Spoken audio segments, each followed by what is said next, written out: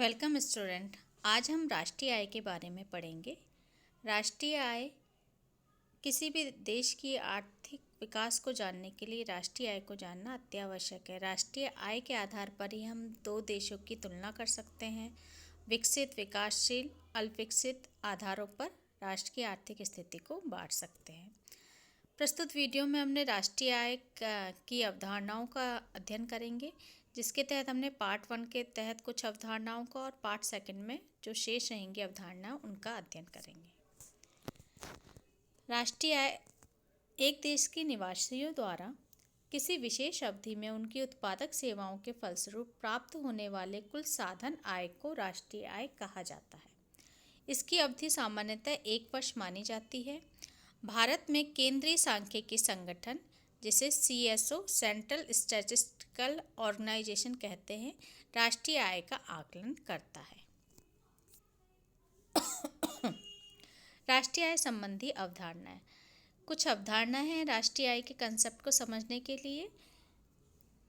सकल राष्ट्रीय उत्पाद ग्रॉस नेशनल प्रोडक्ट, सकल घरेलू उत्पाद ग्रॉस डोमेस्टिक प्रोडक्ट, शुद्ध राष्ट्रीय उत्पाद नेट नेशनल प्रोडक्ट, शुद्ध घरेलू उत्पाद नेट डोमेस्टिक प्रोडक्ट, राष्ट्रीय आय NI नेशनल इनकम, निजी आय प्राइवेट इनकम, व्यक्तिगत आय पर्सनल इनकम, देन DPI या DI डिस्पोजेबल इनकम प्रयोज्य आय।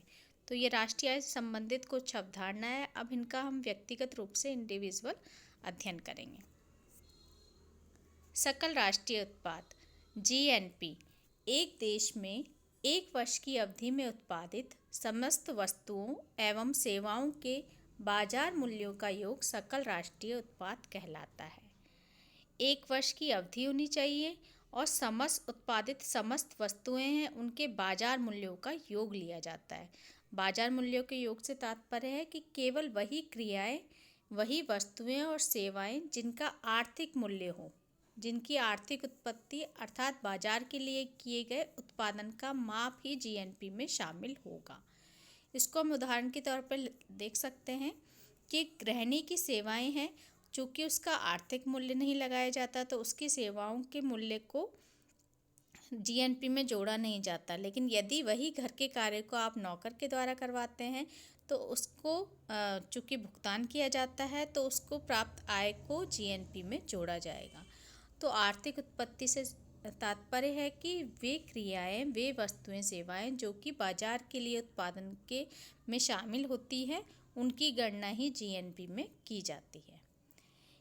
एक इम्पॉर्टेंट पॉइंट है अंतिम वस्तुओं का मूल्य शामिल होना, अर्थात GNP में केवल जो फाइनल प्रोडक्ट होता है, जो उपभोक्ताओं को उपभोग करने योग्य के रूप में प्राप्त होता है, उसका मूल्य ही GNP में जोड़ा जाता है, जिससे कि दोहरी गणना की समस्या उत्पन्न नहीं होती है।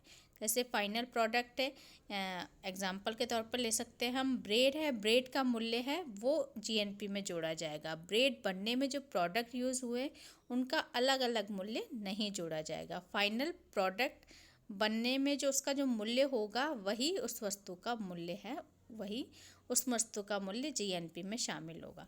इस प्रकार दोहरी गणना की समस्या GNP में उत्पन्न नहीं होती है। GNP की गणना के दृष्टिकोण से देखें तो हम 3 तरह के दृष्टिकोण हैं हमारे पास। उत्पादन का दृष्टिकोण, जिसमें हम निजी वस्तुओं, सार्वजनिक वस्तुओं के जो आर्थिक मूल्य, बाजार मूल्य, उनको जोड़ करके उसकी गणना करते हैं। सेकंड है आपका GNI ग्रॉस नेशनल इनकम, सकल राष्ट्रीय आय। और तीसरा है सकल राष्ट्रीय व्यय GNI ग्रॉस नेशनल एक्सपेंडिचर। तो समानिका के रूप में यदि हम देखें तो कुल आय, कुल उत्पादन बराबर कुल आय बराबर कुल व्यय होता है। GNP बराबर GNI बराबर GNE, अर्थात सकल राष्ट्रीय उत्पाद बराबर सकल राष्ट्रीय आय बराबर सकल राष्ट्रीय व्यय। GNI की गणना में हम आय के रूप में जो उत्पादन के जो साधन होते हैं उनको प्रतिफल के रूप में जो आय प्राप्त होती है उसके योग का आकलन करते हैं। जैसे लगान, जो भूमि है उसको लगान प्राप्त होगी, मजदूर है, श्रमिक है, उसको मजदूरी प्राप्त होगी, पूंजी है उसको प्रतिफल के रूप में ब्याज मिलेगा, साहसी को लाभ मिलेगा और प्रबंधक है उसको प्रतिफल के रूप में वेतन की प्राप्ति होगी। तो जो उत्पादन कार्य में संलग्न होने के फलस्वरूप उत्पादन के साधनों को जो प्रतिफल मिलता है, जो आय प्राप्त होती है, उन सब का योग सकल राष्ट्रीय आय GNI कहलाता है। अब है सकल राष्ट्रीय व्यय। उस आय को व्यय के रूप में जब प्रयुक्त किया जाता है तो वो सकल राष्ट्रीय व्यय कहलाएगी। एक उपभोक्ता है, उपभोग के